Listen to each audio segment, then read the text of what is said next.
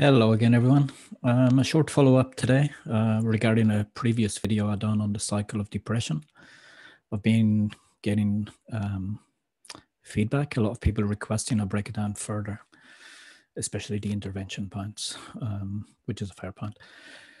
Now, this is the area I are working with clients in my one-to-one Zoom sessions, so I won't go into detail here. What I can do, however, over the next few days, each day I'll explain a different intervention point. So I can explain further what those points are and how I help clients overcome them. So for the first chance to intervene, that cycle of depression, anyone that hasn't seen the infographic I've done, I'll post it in comments again later. Depressive thinking styles. When we are depressed, we tend to look at everything in a negative way. As I've said many times before, a lot of you would have heard of me speaking about E plus R equals O, event plus response equals outcome. And it doesn't have to be an event. It's, just things happening in your life day to day. But when we're depressed, it can, little things can become big things. So, yeah, as I've said before, event plus response equals outcome. But the thing is, we all have very completely different perspectives of what that event is.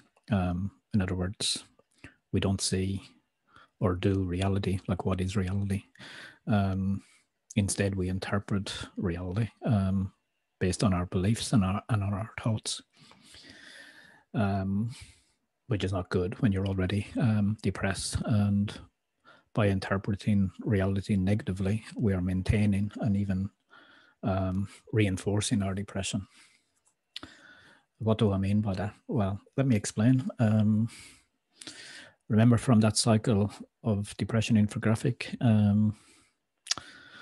too much negative, emotionally arousing thoughts and introspections during the day cause us to spend too much time in REM sleep at night. And in this REM sleep, what we're trying to do, we're trying to dream out those issues.